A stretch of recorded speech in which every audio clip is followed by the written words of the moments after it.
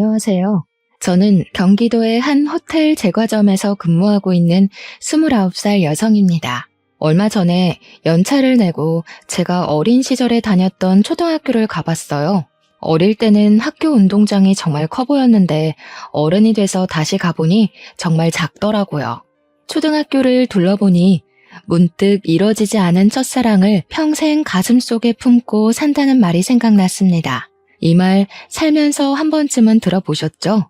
모두가 그랬듯 어렸을 때 제 첫사랑 또한 참 순수했어요.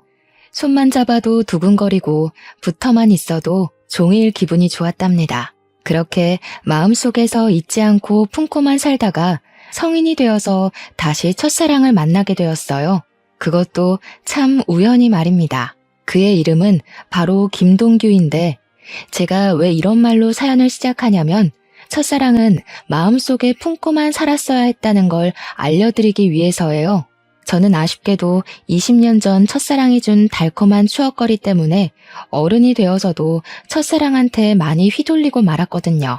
결혼은 현실이라는 말이 있듯 추억거리로는 절대 이뤄줄 수 없었던 제 결혼에 대해 여러분께 들려드리고자 합니다. 동규와 저는 초등학교 때 서울의 같은 동네에서 살면서 가족처럼 지냈던 사이였습니다. 부모님들도 서로 알 정도로 친했고 학교 끝나면 저와 동규는 매일 온 골목길을 뛰어다니며 놀았어요. 그러다가 배고프면 우리 집이든 동규네 집이든 어디든 들어가서 밥을 먹고 또 놀곤 했습니다. 우리는 매일 싸웠지만 그래도 없으면 또 허전해지고 보고 싶은 그런 존재였답니다. 그때는 지금처럼 핸드폰이 있는 것도 아니었고 재미난 게임기가 있는 것도 아니었는데 그냥 동규와 시간을 함께 보낸다는 것 자체가 마냥 즐겁고 행복했던 것 같아요. 우리는 정식으로 사귀는 사이는 아니었지만 친구들은 모두 우리가 사귄다고 생각했고 우리 또한 그것을 딱히 부정하지 않았어요. 그냥 자연스럽게 서로 좋아하는 사이가 되었고 학교가 마치고 저녁 시간 전까지 매일매일을 함께 보냈답니다. 그렇게 매일 놀다가 제가 경기도로 이사를 했어요. 그때는 핸드폰이 없어서 메신저로 한 번씩 연락하고 방학이 되면 제가 서울로 놀러 가기도 하고 동규가 경기도로 놀러 오기도 하면서 만남을 이어갔습니다. 그러다 고등학생이 되면서 자연스레 연락이 끊겨버렸어요. 제가 고등학교 2학년 때였습니다.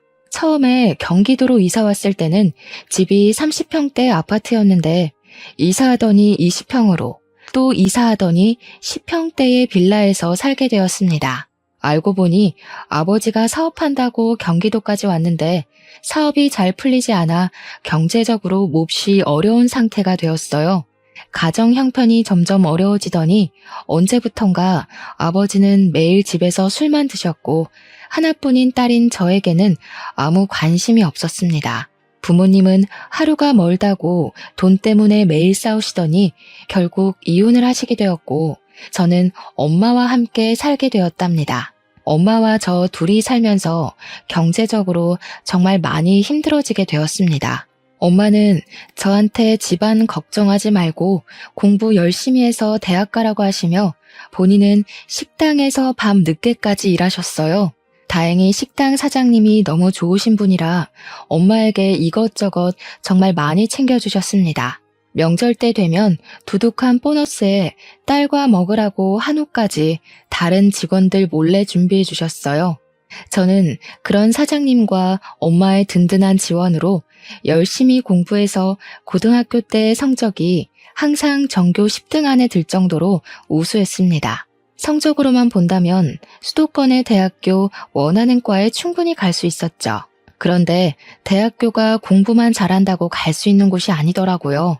입학금에 등록금까지 금액이 엄청났고 게다가 학교 다니며 사용할 제 생활비도 있어야 하잖아요. 학비에 생활비까지 도무지 그 금액을 감당할 수가 없을 것 같아 어쩔 수 없이 대학교를 포기했습니다. 지금 대출을 받아가며 대학교에 다니는 것보다 당장 돈을 벌 수 있는 자격증을 따는 게 더 현실적으로 맞는 것 같았거든요. 사실 저는 어릴 때부터 빵을 좋아했고 중학교 때부터는 간단한 빵을 직접 만들 수 있었기에 이런 저의 특기를 살려 제과제빵 자격증을 땄습니다. 그리고 바로 집 앞에 개인 베이커리점으로 취업을 하게 되었어요. 개인 베이커리점이기는 하지만 동네에서는 꽤 크고 유명한 곳이었고 베이커리점 사장님은 호텔 제과점에서 근무하시던 분이라 그곳에서 빵 만드는 기술을 많이 배울 수 있었습니다. 꽃 같은 나이인 20대지만 친구들과 만나지도 않고 연애 같은 거는 꿈도 꾸지 못했으며 하루에 3시간에서 4시간만 자고 일에만 빠져서 살았어요. 이런 저의 모습을 좋게 보신 사장님은 호텔 제과점에 계시는 지인분께 저를 추천해 주셔서 27살의 나이에 호텔 제과점에 입사하게 되었고 지금까지 열심히 일하고 있네요. 지금은 이렇게 제과점에서 일하고 있지만 나중에는 제 이름을 건 빵집을 차리는 것이 제 소원입니다. 그래서 그날을 위해 열심히 배우고 일하고 있답니다. 제가 호텔 제과점에 입사해서 일하는 동안 엄마도 열심히 식당에서 일하시며 돈을 차곡차곡 모으시고 식당 사장님의 도움을 받아 엄마가 직접 음식점을 차리셨어요. 처음에는 아주 힘들었지만 그래도 엄마가 오랜 시간 식당에서 일해온 경력도 있으시고 손맛도 좋으셔서 그런지 동네에 점점 입소문이 나서 지금은 대기업 간부들 월급 정도는 순수익으로 나오는 상황이랍니다. 갈수록 엄마의 식당도 잘 되고 저 역시 호텔 제과점에서 일함으로써 이전과는 다르게 조금은 여유 있는 생활을 하고 있습니다. 그러던 어느 날이었어요. 언제나 그랬듯이 저는 호텔 제과점으로 출근해서 일하고 있었습니다. 한창 정신없이 일하고 있는데 어디선가 많이 본 남자가 들어오더라고요. 자세히 보니까 어릴 때 서울에서 같이 놀던 김동규였습니다.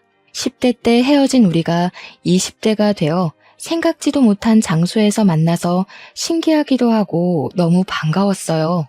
동규에게 아직도 예전에 그곳에서 사느냐고 물었더니 20살 때 어릴 적 같이 살던 서울에서 경기도로 이사를 했대요. 동규는 어릴 때는 그저 개구장이에 공부도 못했는데 고등학교 때 정신 차리고 공부를 열심히 해서 교대에 입학했다고 합니다. 별 문제 없이 무사히 졸업하고 지금은 제가 일하는 제과점 근처에 초등학교 교사가 되었대요. 그러면서 어머니 생신이라서 케이크를 사러 왔다고 하며 오늘은 생신 파티로 바로 가봐야 하니 내일 다시 보자고 했어요. 저는 동규의 말에 제 명함을 건네고 동규 역시 자신의 연락처를 제게 주었어요. 다음 날 일하고 있는데 동규한테 연락이 왔어요. 어제 만나서 반가웠고 케이크를 직접 만든 거냐고 너무 맛있었다고 하면서 맛있는 케이크 만들어 주었으니 오늘 저녁밥을 사겠다고 했습니다. 저녁에 저도 별일 없었기에 우리는 퇴근 후 만나기로 했어요. 평소에는 잘만 흘러가던 시간이 그날은 느리게 흘러갔습니다. 1년 같은 하루가 지나 퇴근하고 만나기로 한 식당으로 향했어요. 동규는 학교에서 바로 와서 정장을 입고 있었습니다. 어릴 때 동규는 그저 개구쟁이였고 통통했는데 성인이 된 동규는 외모도 깔끔하고 키도 크고 참 멋져 보였어요. 반면에 저는 온종일 빵가루 묻히며 일해서 옷도 펑퍼짐하고 신발도 운동화 차림이라 뭔가 부끄럽더라고요. 지금 어디서 살고 있냐고 물어보니 동규는 우리 집에서 30분 거리에서 살고 있었습니다. 그날 우리는 간단히 맥주를 한잔하며 그동안 살아온 이야기를 했어요. 동규는 우리 부모님이 이혼했다는 소리를 듣고 놀라기도 하고 그동안 힘들었겠다며 위로를 해주었습니다. 아버지 없이 엄마와 둘이 사는 그 심정을 누구보다 잘 안다고 하며 동규 역시 엄마와 둘이서만 살고 있다고 했어요. 어쩌다가 그리 됐냐고 물으니 동규의 아버지는 동규가 20살 때 회사에서 일하시다가 사고로 갑자기 돌아가셨다고 합니다. 그래서 제가 너도 참 아버지 없이 힘들게 다녔겠다고 했더니 아버지의 빈자리가 크기는 컸지만 그래도 아버지께서 돌아가실 때 사망보험금을 받아서 그 돈으로 대학교까지 무사히 졸업할 수 있다고 했어요.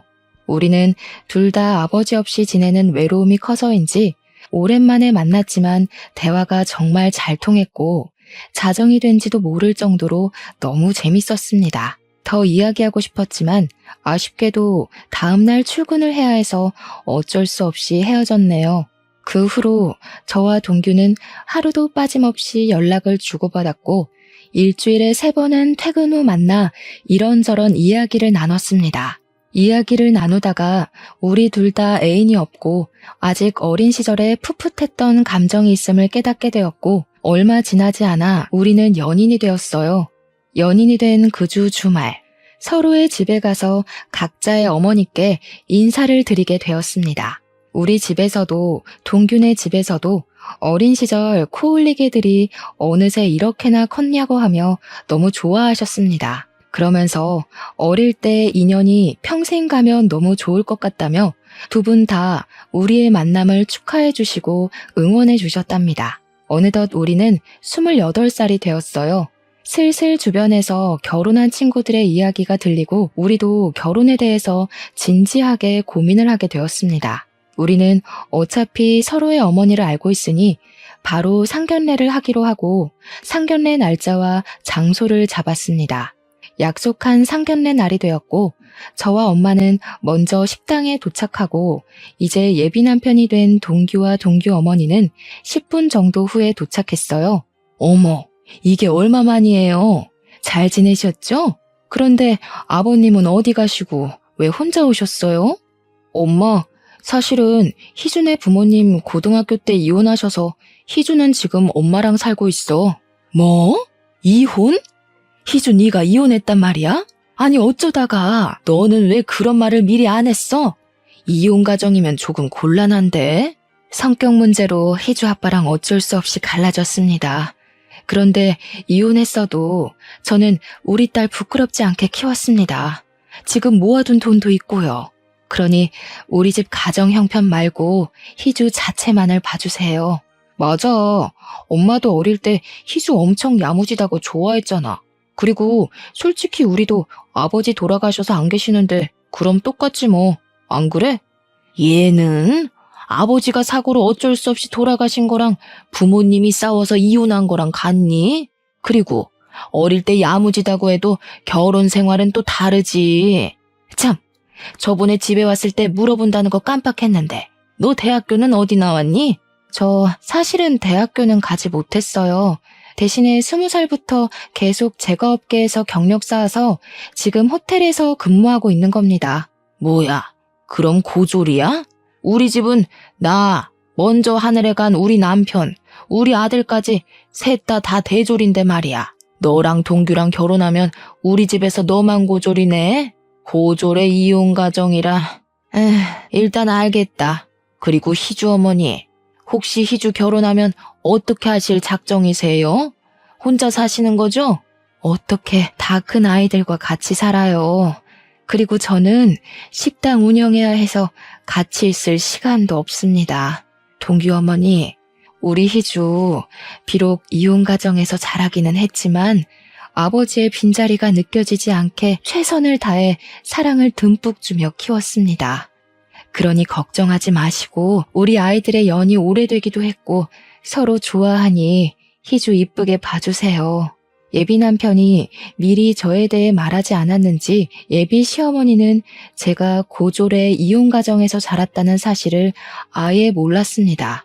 예비 시어머니는 상견례장에서 모든 사실을 알게 되자 매우 당황해하며 저를 대놓고 마음에 들지 않아 하셨어요. 그리고 이야기하다가 혼수와 신혼집 이야기가 나왔습니다. 신혼집은 예비 시댁에서 신혼집 혼수는 우리 집에서 장만하기로 하고 예단비 같은 것들은 서로 주지도 말고 받지도 말자고 했어요. 그리고 저와 예비 남편의 일정에 맞춰서 4개월 뒤에 결혼식을 올리기로 날짜를 잡았습니다. 그렇게 상견례는 끝이 났어요. 상견례 후 예비 남편은 친구들에게 우리가 결혼한다고 자랑을 하고 싶다고 했습니다. 예비 남편은 서울에서 고등학교까지 다녀서 꾸준히 초등학교 동창회 모임을 나갔고 여전히 초등학교 동창들과 아직도 연락하고 지냈습니다. 예비 남편은 다음 주 주말에 친구들과 만나기로 약속을 잡겠다고 하며 저한테도 같이 서울에 가자고 했어요. 저 역시 어린 시절 친구들이 보고 싶어서 알겠다고 했네요. 약속한 다음 주 주말. 설레는 마음으로 초등학교 친구들을 보러 갔어요.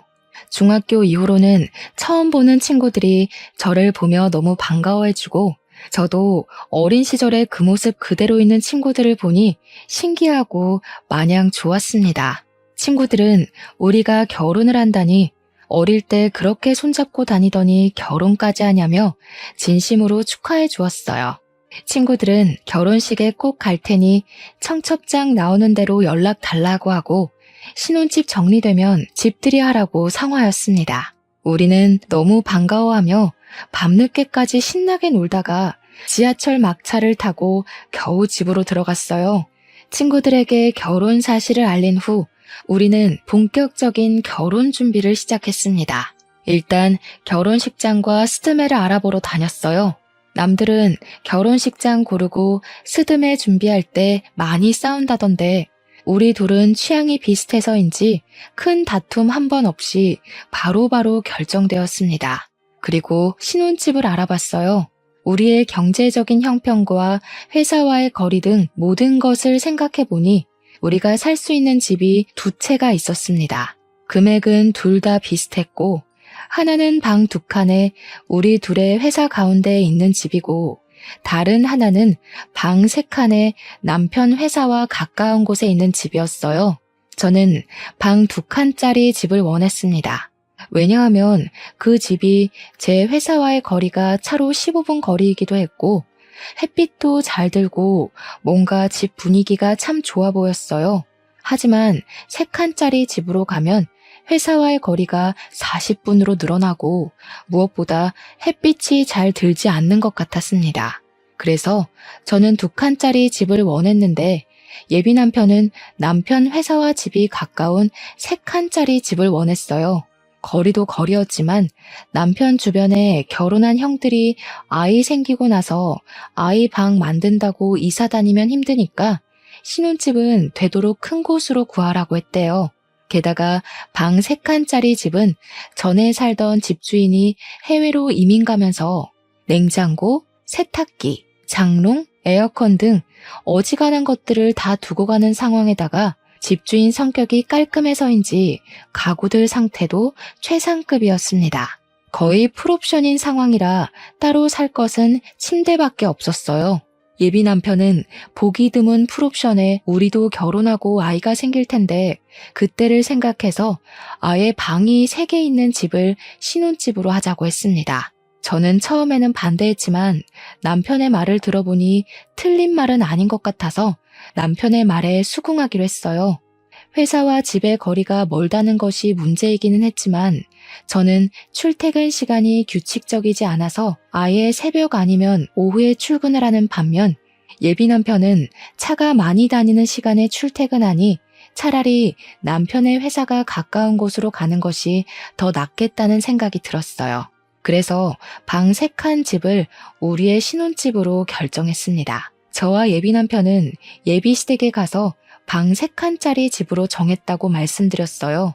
예비 시어머니는 위치며 집 크기 그리고 풀옵션인 것까지 너무 좋다고 하셨습니다. 집 크기도 그러고 위치도 우리 집이랑 가까워서 좋기는 한데 그럼 침대만 새로 들이면 되는 거 아니야? 요새 결혼은 반반 결혼이 대세라던데. 그러면 어차피 침대 얼마 하지도 않으니 집 살 때 반반 부담하자. 어때? 반반이요? 원래 집은 해주신다고 하시지 않았나요?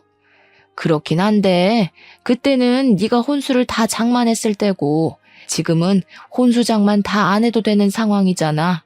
그리고 희주 너도 결혼할 때 뭐라도 해와야지 나중에 말이 없잖아. 안 그래? 그니까 그냥 반반씩 부담해서 집 계약하자.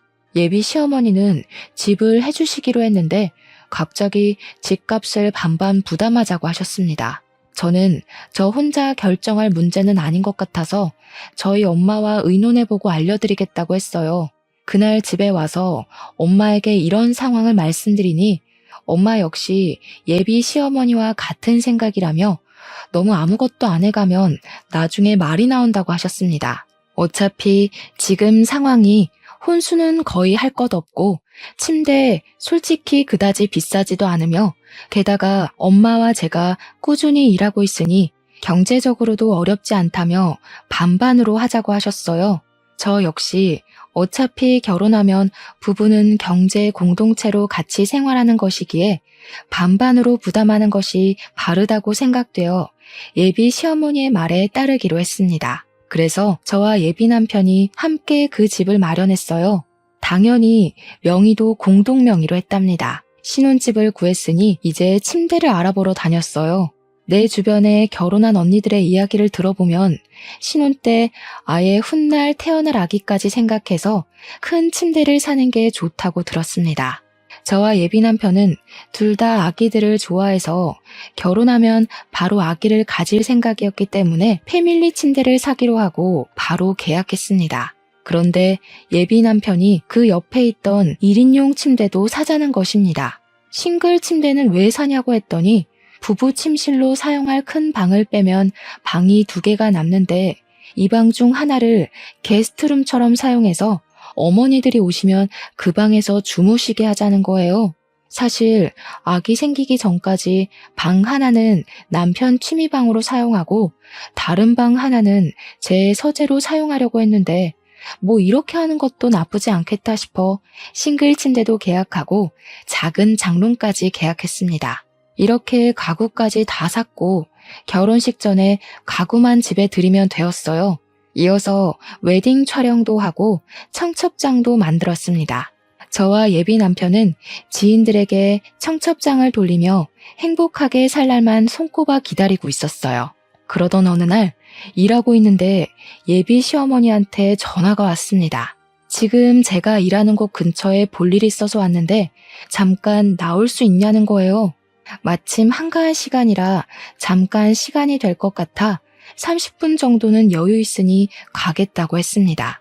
예비 시어머니는 호텔 안에 카페에 있을 테니 그곳으로 오라고 하셨어요. 점장님께 말씀드리고 카페에 가보니 예비 시어머니가 앉아있고 저를 보더니 반가워하셨습니다. 지나가는 길에 잠깐 얼굴 보고 싶어서 들렀다며 결혼 준비하느라 바쁠 텐데 신경을 많이 못 써줘서 미안하다고 하셨어요. 그래도 둘이 참 기특하네. 이렇게 알아서 준비를 척척하고 말이야. 사실 오늘 내가 부탁이 하나 있어서 잠깐 보자고 했어. 내가 피부가 좀 예민해서 실크 이불 아니면 잠을 못 자. 그리고 허리도 좋지 않아서 침대 매트리스도 저렴한 거 쓰면 못 잔단다. 그 점 염두에 두고 침대 주문하라고 부른 거야. 네? 갑자기 그건 무슨 소리예요? 어머니, 이불이랑 침대도 사야 하는 거였어요? 얘는 너희 신혼집에서 나랑 같이 살기로 했잖아. 그래서 작은 방에 내 침대랑 장롱 드린다며. 그 방이 내 방이라고 해서 나 너희 결혼 날짜에 맞춰서 집도 내놨어. 저 그런 얘기 한 적도 없고 동규한테 들은 적도 없는데요? 잘못 알고 계신 거 아니에요? 상견례 끝나고 같이 살기로 말 다 됐다고 하던데 동규가 아직 말하지 않았나 보네. 그리고 너 남편 될 사람한테 동규가 뭐니 동규가. 결혼하면 남편은 서방님이라고 쓰는 거야. 되도록 존칭도 쓰고 알겠니? 아무튼 너희 둘 다 계속 일하느라 바쁘기도 했고 특히 너는 고졸의 부모님도 이혼하셔서 집안 살림이나 집안 어른에 대한 예절을 뭐 제대로 배우기라도 했겠니? 그래서 내가 너랑 같이 살면서 너한테 살림도 가르쳐주고 음식도 가르쳐주고 할 거다. 알겠니? 저는 여기서 일하고 있는데 제가 어떻게 살림을 해요. 게다가 요새는 굳이 직접 살림하지 않아도 청소는 로봇 청소기가 하고 믿을 만한 반찬 가게도 많이 있어요. 음식도 거기서 사 먹으면 훨씬 더 저렴하고 좋아요. 이거 아주 무식한 소리를 하네. 이래서 여자들도 다 대학을 나와야 하고 자라는 환경을 다 봐야 한다니까. 이렇게 나이 먹은 나도 대학교를 나왔는데 너는 대학교도 안 나오고 도대체 뭐 했니? 아유, 답답해. 예. 대학교가 공부만 하는 곳이 아니야. 사회생활도 배우고 인성도 배우고 하는 곳이란다. 알겠니? 그리고 고졸 출신인 네가 대졸 출신인 시어머니와 교사인 남편 어디 가서 구할 수나 있겠니? 고졸 출신들은 대졸 출신을 무조건 따라야 해. 그니까 잔말 말고 내가 하자는 대로 해. 결혼하면 즉시 여기 관두고 딱 집에 붙어서 살림만 해. 알겠지? 죄송하지만 저도 여기서 일하면서 얻는 성취감도 있고 제 꿈도 있습니다. 그래서 전 이 일 절대 포기 못해요. 그리고 지금 일하러 들어가 봐야 할 것 같아요. 이 얘기는 못 들은 걸로 하겠습니다. 뭘 못 들은 거로 해? 오늘은 일찍 퇴근하는 날이지? 퇴근하고 동규랑 우리 집으로 와라. 내가 동규한테 말해놓으마. 알겠니? 저는 더 이야기하고 아닌 건 아닌 거라고 말하고 싶었지만 점장님이 빨리 들어오라고 전화가 와서 바로 들어가 봐야만 했습니다. 시어머니와 이야기하니 싱숭생숭했어요. 저는 예비 남편과 저 단둘이서만 살기를 바랐습니다. 솔직히 결혼하는 모든 신혼부부가 다들 그러지 않겠어요? 물론 저는 예비 시어머니와 아주 친했던 사이긴 했지만 아무리 그래도 어떻게 결혼하자마자 시어머니를 모시고 삽니까? 게다가 제가 집에만 있는 사람도 아니고 저는 일을 하고 이 일로 반드시 이루고 싶은 꿈도 있는데 그 모든 것을 다 포기하고 집에만 있으라니 말이 되지 않았습니다. 저는 일단 이따가 퇴근하고 예비 남편을 만나 이게 어찌 된 상황인지 물어보기로 했어요.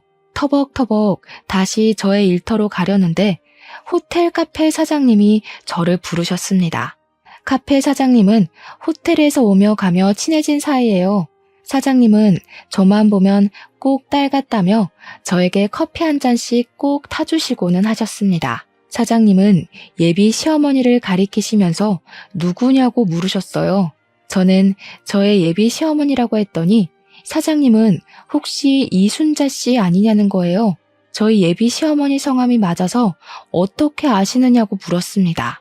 알고 보니 카페 사장님과 예비 시어머니는 초등학교, 중학교, 고등학교 동창이었더라고요. 그러면서 어릴 때는 그렇게 찢어지게 가난하더니 커서 성공했나 보다고 하며 예비 시어머니의 과거를 이야기해 주셨는데 저는 정말 뒤통수 한 대 맞은 기분이었습니다. 예비 시어머니는 어릴 때 찢어지게 가난했고 예비 시어머니의 부모님은 시장 구석에서 선짓국밥을 하셨다고 합니다. 그런데 예비 시어머니 아버지가 알코올 중독자에 도박하셔서 어머니가 국밥집으로 돈을 벌면 아버지가 그 돈을 다 밖에서 쓰고 왔다고 해요. 만약 어머니가 아버지한테 돈을 주시지 않으면 아버지는 시장에서 소리 지르고 다 뒤집어 엎고 난리가 났다고 합니다. 그래서 경찰서 유치장에 여러 번 왔다 갔다 하셨고 그게 몇 년째 반복되다가 너무 힘들어서 결국 이혼을 하셨대요. 그 후로도 찢어지게 가난했고 어머니는 고등학교 중퇴 후 잠적을 했다는 거예요. 분명히 저한테는 방금 어머니가 대학교에 나오셨다고 하셨는데 사장님은 고등학교를 중퇴하셨다고 하니 이게 무슨 소리인가 싶었습니다. 카페 사장님께 그럼 어머니가 대학교는 다니셨냐고 했더니 고등학교 졸업도 못했는데 대학교에 어떻게 가냐고 하셨어요. 아마 돈이 없어서 대학교 구경도 못했을 거라고 했네요. 그렇게 힘들게 살던 사람이 여기 호텔 카페도 다오고 정말 성공했나 보다고 했습니다. 카페 사장님의 말씀을 정리해보면 예비 시어머니는 저처럼 이혼 가정에 찢어지게 가난하게 자라서 대학교 입학조차 하지 않았던 것입니다. 그러면서 저한테는 이혼 가정에서 자랐고 제가 고졸 출신이라고 그렇게 무시를 했던 거였어요. 저는 카페 사장님의 말씀을 듣고 동규와의 결혼을 진지하게 다시 고민해봐야겠다는 생각이 들었습니다. 저와 아무 상의 없이 시어머니가 우리 신혼집에 사신다는 것도 황당한데 시어머니는 본인이 이혼 가정의 고졸 출신이면서 저를 그렇게 무시하신 것이잖아요. 어릴 때부터 봐서 저를 딸처럼 잘 대해주실 것이라 믿었는데 어머니에 대한 배신감과 충격이 꽤 컸습니다. 이날은 정말 무슨 정신으로 일했는지 모르겠네요. 넋이 나가서 일한 후 퇴근 시간이 되어 예비 남편이 호텔 앞으로 왔어요. 저는 예비 남편의 차를 타고 예비 시댁으로 향했습니다. 예비 남편의 차에서 어머니께서 우리와 같이 사는 것으로 알고 계시던데 어찌 된 거냐고 물었어요. 내가 저번에 말하지 않았나? 그때 싱글 침대 둔다고 했던 작은 방 있잖아. 그 방 우리 엄마 방이야. 엄마랑 같이 살면 좋지 뭐. 솔직히 너도 일하고 나도 일해서 집안 청소해 줄 사람도 없는데 엄마가 집안일도 좀 봐주고 그러다 아기 생기면 아이도 좀 봐주시고 하면 좋지. 안 그래? 다른 문제도 아니고 어머니와 같이 사는 문제를 왜 나한테 의논 하나 없이 그렇게 막무가내로 진행해? 그게 너랑 의논까지 할 문제야? 어차피 너도 우리 엄마 불편하게 생각하지 않잖아. 그리고 너랑 우리 엄마 사이가 보통의 고부 사이야? 우리 초등학교 때 생각 안 나? 너 뛰어놀다가 흙 묻고 넘어져서 오면 너 씻겨주기까지 했는데 같이 사는 게 뭔 문제야? 그냥 엄마처럼 생각해. 그리고 나 결혼하면 엄마 이제 혼자 사시는데 어떻게 따로 살아? 내가 유일한 아들인데. 그럼 우리 엄마도 같이 살아. 우리 엄마도 이혼하시고 혼자잖아. 나도 엄마의 유일한 딸이니까 그래도 되는 거지? 방 3개니까 한 개는 우리 쓰고 작은 방 2개 중에 하나는 우리 엄마, 다른 하나는 너희 엄마 쓰시게 하면 되겠네. 뭐? 어떻게 사돈이 같이 한 지붕에서 사냐? 듣기만 해도 세상 불편하네. 너네 엄마는 우리 집에서 살아도 되고 우리 엄마는 우리 집에서 살면 안 되냐? 게다가 이 집이 너 혼자 마련했어? 나도 절반은 마련했어. 그리고 집에 들어간 침대, 장롱은 다 내가 산 거 알지? 이 집에 대한 지분 나도 적어도 절반은 있어. 그니까 너네 엄마 모시고 살려면 우리 엄마도 모시고 살아. 저와 예비 남편은 예비 시댁으로 가는 길 내내 싸웠습니다. 그렇게 서먹해진 채로 예비 시댁에 들어갔어요. 예비 시어머니는 소파에서 팔짱을 딱 꼬고 화가 잔뜩 난 채로 앉아 계셨습니다. 그리고 예비 시어머니 앞에는 종이 한 장이 놓여 있었어요. 종이에는 제가 결혼하면 같이 살면서 해야 할 일이 적혀 있었습니다. 예비 시어머니는 제가 오자마자 저한테 종이를 던지셨어요. 내용을 보니 예비 남편 집의 제삿날 친척들의 생신이 쭉 적혀 있더라고요. 봤니? 네가 이혼 가정의 고졸 출신이라 아무것도 모를 것 같아서 얘기하는데 자고로 여자가 시집 가면 시댁의 행사는 목숨보다 귀히 챙기는 거다. 알겠니? 그리고 조금 있으면 명절이지? 명절날에는 친정에 갈 생각 추호도 하지 말아라. 출가 외인이라고 들어봤지? 고졸 출신이라 모르나? 시집간 딸은 남이라는 뜻이야. 이제 친정은 못 가. 그리고 만약에 내가 아프면 나 요양원에 보낼 생각하지 말고 평생 네가 날 돌봐야 한다. 그게 며느리고 여자야. 알겠니? 글쎄요, 이건 아닌 것 같은데요. 옛날에야 남자가 집도 해주고 경제적으로 도움을 주니까 그렇게 살아왔지만 이제 시대가 변했어요. 여자도 같이 일하고 집도 같이 준비해오는 마당에 왜 여자라는 이유로 이렇게까지 해야 하죠? 저는 그렇게 못 삽니다. 뭐? 그게 지금 말이라고 하는 거니? 어릴 때는 야무지고 똑똑했던 애가 이혼 가정에서 자라서 멍청해졌네. 그래, 너도 맞벌이하고 집도 반반으로 준비해왔어. 그래도 넌 고졸 출신이야. 태생이 고졸이라고. 지금 조건을 비교해봐라. 네가 우리 동규처럼 좋은 대학을 나왔니? 아니면 집안이 좋기를 하니? 고졸 출신의 이혼 가정에서 자란 너 따위가 대졸 출신인 시어머니와 교사인 우리 동규 같은 좋은 신랑감 어디 구할 수 있을 것 같아? 그니까 잔말 말고 고졸 출신인 너는 대졸 출신인 내 말을 무조건 따라야 해. 결혼하면 같이 살고 너는 회사 관두고 집에서 나한테 집안일 배워라. 알겠니? 자꾸 저한테 저는 고졸 출신이고 어머니는 대졸 출신이시니 어머니의 말씀을 따르라고 하시는데 어머니, 대학교 졸업장 한번 보여주실 수 있으세요? 저 어머니 대학교 나왔다고 말만 들었지 증거는 하나도 못 봐서요. 졸업장이 없다면 졸업 사진이라든가 아무튼 뭐든 좋으니 대학교 나오신 증거물 하나만 보여주세요. 뭐라고? 내가 방금 막 대학을 졸업한 것도 아니고 몇십 년 전인데 그런 증거물이 어디 있겠니? 그냥 어른이 나왔다고 하면 그런가 보다 하면 되지. 무슨 증거를 찾고 난리야? 어머니, 요새는 폐교한 대학교 졸업 증명서도 다 뽑을 수 있어요. 맘만 먹으면 동사무소에 가서라도 아니면 인터넷으로도 졸업 증명서 발급받을 수도 있는데 한번 해볼까요? 어머니 대학교 어디 나오셨어요? 얘가? 내가 설마 대학교 나온 거를 거짓말할 사람으로 보이니? 이게 진짜 정신 나갔나? 지금 시모한테 대들어? 어머니, 사실 아까 어머니와 제가 있던 그 카페 사장님이 어머니의 초등학교, 중학교, 고등학교 동창이시더라고요. 어머니 성함도 잘 알고 계시던데요. 저 그분한테 어머니의 학창시절 다 듣고 왔습니다. 어릴 때 어머니 집안이 시장에서 선지국밥집을 하셨고 어머니 역시 저와 똑같은 이혼가정이시더라고요. 게다가 대졸은 무슨 고등학교도 졸업을 못 하셨던데 만약에 제가 알고 있는 이 사실이 아니라면 대학교 다니셨던 증거 내일까지 보여주세요. 동사무소 가셔서 신분증 보여주시면 아마 뽑아줄 겁니다. 이게 다 무슨 소리야? 엄마 동네에서 공부 제일 잘해서 동네에서 유일한 대졸자 아니었어? 할아버지가 일찍 돌아가셔서 힘들었지만 공부는 제일 잘해서 장학금 받고 대학교도 졸업했다면서. 장학금은 무슨? 할아버지는 알코올 중독에 도박으로 할머니와 이혼하시고 고등학교도 중퇴하셨대. 동창이었던 카페 사장님 말씀으로는 돈이 없어서 대학교 구경도 못 해보셨을 거라던데. 그래, 나 고등학교 중퇴했고 우리 부모님은 이혼했다. 그게 뭐? 이 나이에 그게 무슨 상관인데? 맞아요. 어머니가 어떤 환경에서 자랐고 학벌이 좋든 말든 상관없죠. 저도 어머니가 대졸이든 중졸이든 초졸이든 아무 상관없고 어머니가 이혼 가정에서 자라시든 말든 상관없어요. 그렇지만 적어도 거짓말은 하지 마셨어야죠.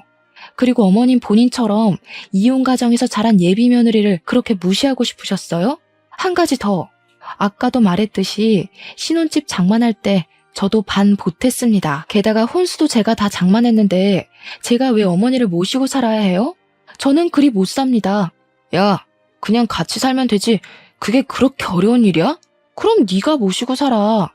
너는 너네 엄마 모시고 살고 나는 우리 엄마 모시고 살면 되겠네. 그냥 그렇게 하자. 우리 결혼이고 뭐고 다 취소하고 그냥 따로 모시고 살자. 이미 친구들이며 직장 동료들한테 청첩장 다 뿌렸는데 인제 와서 이럴 거야? 어떻게 결혼을 취소해?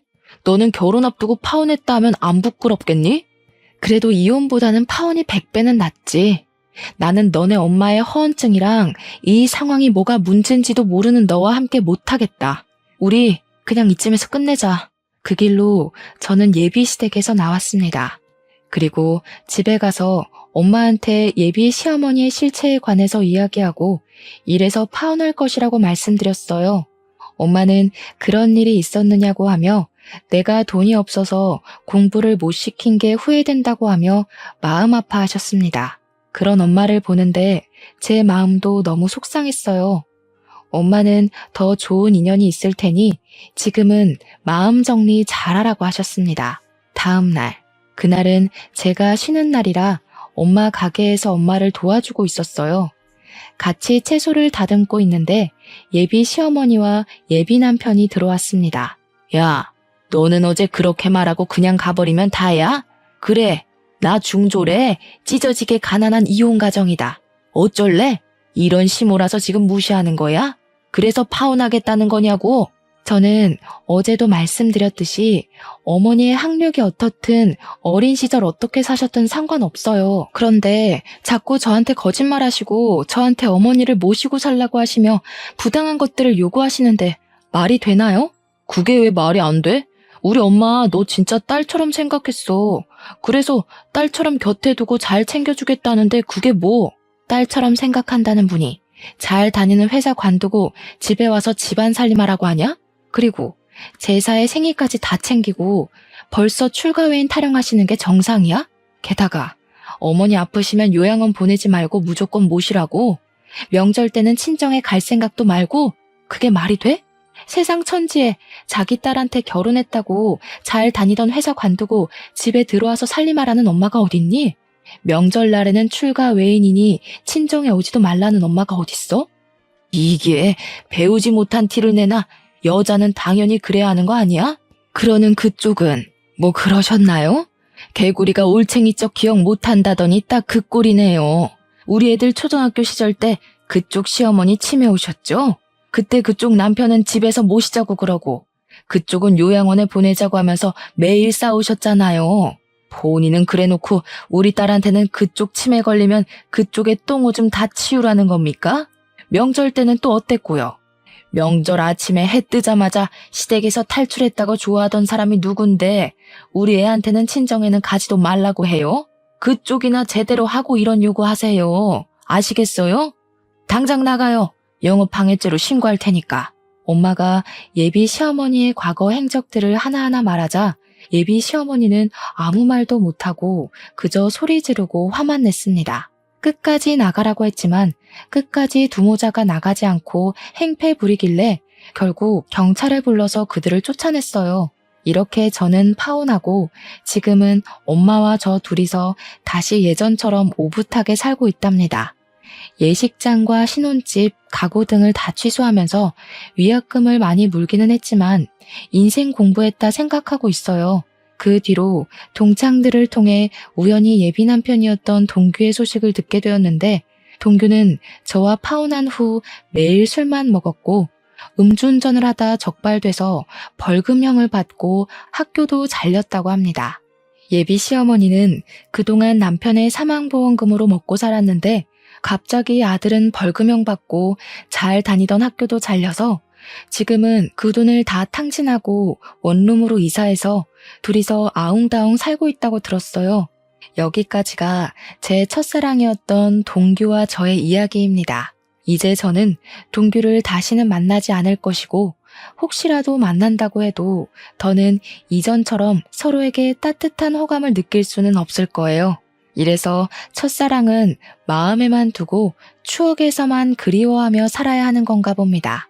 순수한 마음으로 만났지만 끝내는 이루지 못했던 첫사랑. 오늘 이 사연과 함께 보내버리고 당분간은 저의 꿈을 위해 열심히 달리려고요.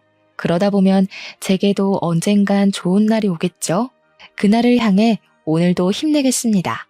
저의 긴 사연을 들어주셔서 감사합니다.